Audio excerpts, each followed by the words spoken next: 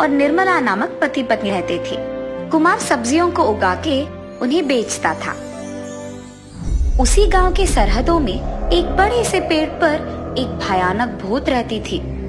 उस भूत को साइकिल बहुत पसंद होने के कारण रात के समय में सभी के सो जाने के बाद वो साइकिल की बेल को मारते हुए, साइकिल को चलाते हुए उस पूरे गांव का सैर करती थी। और सुबह होते ही वो भूत उस साइकिल को पेड़ के नीचे लगा के पेड़ के ऊपर जाकर सो जाती थी। ऐसे ही वो भूत हर रोज करती थी। इसी कारण उस गांव में कोई भी रात के समय में बाहर आने के लिए बहुत डर जाता था। एक दिन सुबह के समय में जब वो भूत साइकिल को नीचे लगाकर पेड़ के ऊपर जाकर सोने लगती है, तो कुमार उसकी सब्जियां लेके उसी तरफ से चलते हुए वापस घर जाता है और रास्ते में उस पेड़ के नीचे एक साइकिल को देखता है। अरे, ये साइकिल किसका है? यहाँ तो कोई नहीं है। ऐसे वो चारों ओर देखता है, पर कोई ना दिखाने देने पर वो सोच में पड़ जाता है। हाँ, ये साइकिल दिखने में बहुत अच्छा है और क्योंकि इसके आसपास कोई नहीं है, मैं इसे ले भी जाऊं तो किसी को पता नहीं चलेगा।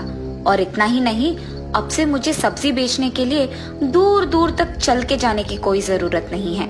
इसी साइकिल पे मैं अपनी सब्जियों को ले जाके उन्हें आसानी से बेच दूंगा। ये सोचकर वो खुशी खुशी उस साइकिल को चलाते हुए उसके घर जाता है। इतने में सोते हुए भूत जाग जाती है और उसकी साइकिल को पेड़ के नीचे ना देख वो हैरान रह जाती है। अरे, इसी पेड़ के नीचे तो रखा था मैंने साइकिल को, अब तो यहाँ नहीं है। शायद कोई मेरे सोते समय में इस साइकिल को चुरा ले गया। कुछ भी करके मुझे जानना ही होगा कि मेरे साइकिल को कौन ले गया। और वो भूत उस गांव में जाकर उसकी साइकिल के लिए ढूंढने लगती है। इतने में उसे एक आदमी उसके साइकिल को पकड़े हुए दिखता है। निर्मला, निर्मला जी आई। निर्मला, आज मैं सब्जियों को बेच के जब घर आ रहा था तो मुझे रास्ते में ये साइकिल मिला। देखो ये साइकिल कितना सुंदर है। सुनिए, आपकी ये आदत कब छूटेगी? जो भी रास्ते में मिलता है बस उठा के लेके आते हैं। कम से कम इस बार आप इस साइकिल को गांव के मुखिया को देकर आ जाएंगे, बस। निर्मला, मैंने ये साइकिल किसी से नहीं चुराया और इतना ही नहीं, इस साइकिल के मामले में तुम मुझसे कुछ नहीं कहोगी। ये मुझे मिला है तो ये मेरा ही होगा। ये कह के वो घर के अंदर चला जाता है। मेरी मनपसंद साइकिल को चुराने की इस आदमी की इतनी हिम्मत, और इतना ही नहीं, उसको उसकी गलती का एहसास होकर भी कह रहा है कि ये साइकिल उसका है। इसको तो मैं सबक सिखा के ही रहूंगी। ये फैसला करके वो भूत उसी के घर के पास रहने लगती है। अगली सुबह वो नींद से जागकर सब्जियां बेचने के लिए सब्जियों की टोकरी को साइकिल पे लगा के उस साइकिल को चलाते हुए जाते रहता है। इसने मेरी साइकिल को कैसे ले लिया? इसको चलाते वक्त ही मैं ऐसे डराऊंगी कि वो साइकिल को कभी छुएगा भी नहीं। उस भूत के उसको घूरने के कारण वो अचानक साइकिल के साथ हवा में तैरने लगता है। जमीन से ऊपर उठते हुए और सभी को छोटे बनते हुए देख कुमार आश्चर्यचकित हो जाता है। हाँ, ये क्या? मैं तो हवा में तैर रहा हूँ।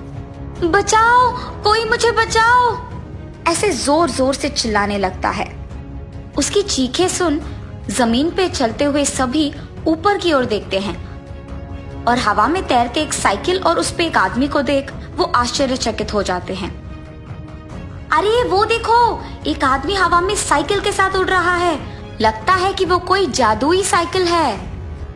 अगर जादुई साइकिल है तो वो आदमी बचाने के लिए क्यों कह रहा है? अरे हाँ हाँ, ये सच है, चलो चलो उसे बचाते हैं। ये फैसला करके गांव के सारे लोग उसी साइकिल का पीछा करते हैं। गांव वालों को साइकिल का पीछा करते हुए देख भूत उस साइकिल को वापस जमीन पे डाल देती है और तुरंत एक झटके में कुमार उस साइकिल से नीचे उतर जाता है। अरे वाह कुमार, तुम्हारा तो जादुई साइकिल है यार। कहाँ खरीदा तुमने ये साइकिल? ये तो हवा में तैरती है। सभी के ऐसे पूछने के बावजूद कुमार कोई जवाब नहीं देता है और बस चुपचाप खड़े रहता है। कुमार, मुझे तुम्हारा साइकिल बहुत अच्छा लगा है, क्या मैं इसे एक बार चला सकता हूँ? हाँ, तुम्हारे साथ पीछे मैं भी बैठूंगा। नहीं, तुम दोनों इस साइकिल पे मत बैठो, इसे मत चलाओ।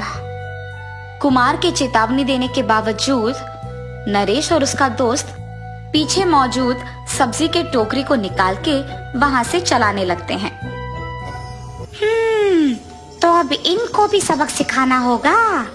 और वापस जब वो भूत उस साइकिल को घूरने लगती है तो वो साइकिल हवा में उड़ने लगता है। पर हवा में उड़ते इस साइकिल को देख नरेश और उसका दोस्त बहुत खुश होते हैं और तुरंत वो साइकिल ऊपर नीचे नीचे ऊपर ऊपर नीचे करते रहता है। और ये देख वो दोनों दोस्त डर के मारे कांपने लगते हैं। अरे, ये साइकिल क्यों ऊपर नीचे हो रहा है? पता नहीं यार, मुझे भी बहुत डर लग रहा है। ऐसे ही ऊपर नीचे होगा तो हम नीचे गिर जाएंगे। हमें साइकिल को जोर से पकड़ना होगा, कस के पकड़ो साइकिल को। ये सोचकर वो दोनों साइकिल को कसकर पकड़ते हैं। बचाओ, हमें बचाओ, ये साइकिल तो ऊपर नीचे हो रहा है, लगता है कि हम गिर जाएंगे। ऐसे जोर जोर से चिल्लाते हैं। नीचे मौजूद गांव वाले ये सब को देखकर बहुत डरने लगते हैं और उस साइकिल को ऊपर नीचे होते हुए देख उसके पीछे जाते हैं। वो साइकिल ऐसे ही ऊपर नीचे होते हुए आखिरकार उस गांव के सरहदों में रहे उस पेड़ के पास जाकर रुकती है। साइकिल के रुकते ही वो दोनों साइकिल उतर जाते हैं। हाय भगवान, शुक्र है कि हम दोनों सही सलामत है। उस आदमी के चेतावनी देने के बावजूद हमने इस साइकिल चढ़ा। हमें वो नहीं करना था। आइंदा हम इस साइकिल को कभी नहीं चढ़ेंगे। और हमें ये जानना है कि इस आदमी को ये साइकिल मिला कहाँ। नरेश की ये बात वही मौजूद गांव के मुखिया सुनते हैं। कुमार, तुम्हें ये साइकिल कहाँ मिला है? सच सच बोलो, ये साइकिल हवा में क्यों उड़ रहा है?